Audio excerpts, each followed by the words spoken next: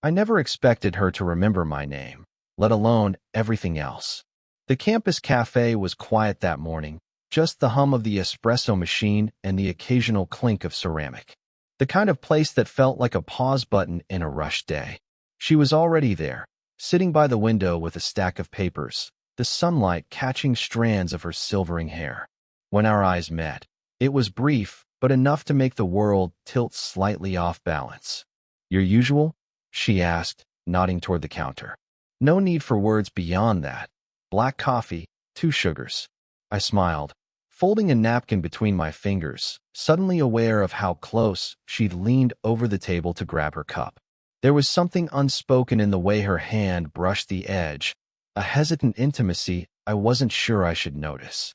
We fell into a quiet rhythm, small talk about assignments, the weather, shared jokes that lingered longer than they should.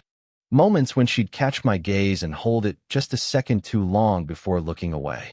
I kept my phone in my pocket, the draft of a text unsent, fingers twitching as if it could somehow bridge the distance between us. There was a loneliness in routine, in waiting for something to change that maybe never would. As I packed up to leave, she hesitated. "About the project, maybe we could discuss it later?" Her words were casual, but the pause before she said them held a weight. I caught the flicker of something, hope? Or maybe just curiosity, in her eyes. "Sure," I said, voice quieter than I meant. Outside, the afternoon sun was fading, and the city felt a little colder than before. And just as I turned away, my phone buzzed, a message from her. We should keep this professional.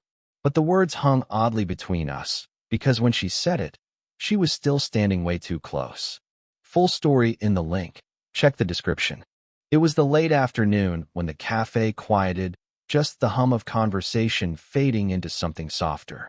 She poured tea without saying much, her hands steady despite the silence between us. "I used to come here after work," she said finally, voice low. "It was my little escape before everything got complicated." Her smile was small, almost wistful. "Divorce, you know, it changes the air around you." I nodded, the words filling a space I hadn't dared to touch. The age gap between us was more than just numbers. It was years of stories, of lives lived differently. But sitting there, sharing that simple tea, those differences blurred for a moment. I caught myself imagining what it would be like if the lines between teacher and student, between caution and desire, didn't exist. Quiet doubts whispered, "Is this right? Should this even be allowed?" She handed me a pen to help mark some notes, and our fingers brushed. A flicker of electricity ran up my arm, and I looked up to find her eyes holding mine longer than usual. There was something fragile in that gaze, maybe understanding, maybe a question neither of us was ready to ask. I don't know why that moment stayed with me. Maybe because it felt like someone finally saw me. The room felt smaller all of a sudden. She shifted away, just a little, but enough. Hands fidgeted with a loose thread on the sleeve, eyes darting down. Couldn't tell if it was nerves or doubt. A friend's laugh echoed from the hall, breaking the silence like a dropped glass. The moment cracked. We both paused.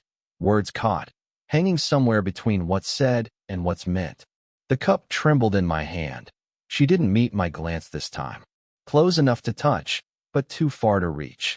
That almost kiss, like a question that stayed unasked, suspended.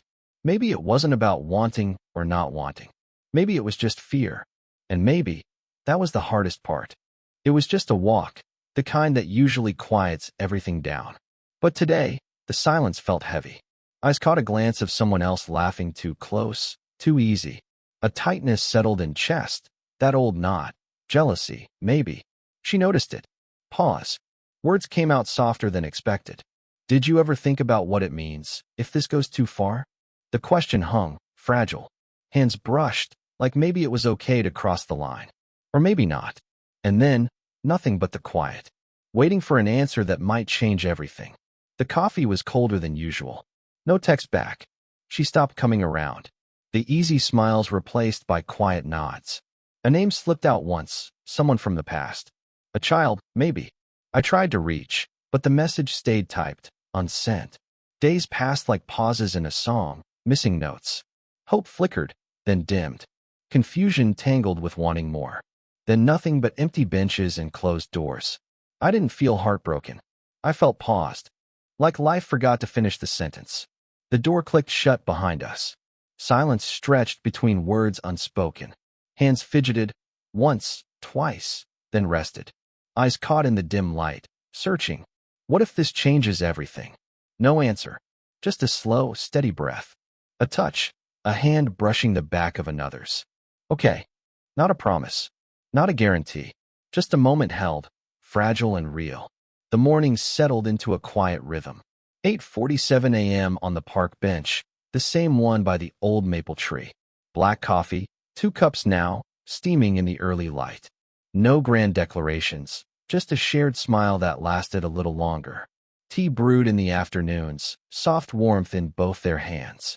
No promises made aloud, only trust built slowly between silences. The awkward hesitations, the unspoken doubts, all softened by time. They fit into each other's routines like a favorite song, familiar and true. Sometimes, a glance exchange says what words never could. And in that quiet, they understood. Some things don't need to be said to be felt. Love wasn't a thunderstorm but the steady, comforting rain, slow and certain. They didn't need forever, just this moment, and the next one, and the one after. And maybe that was enough.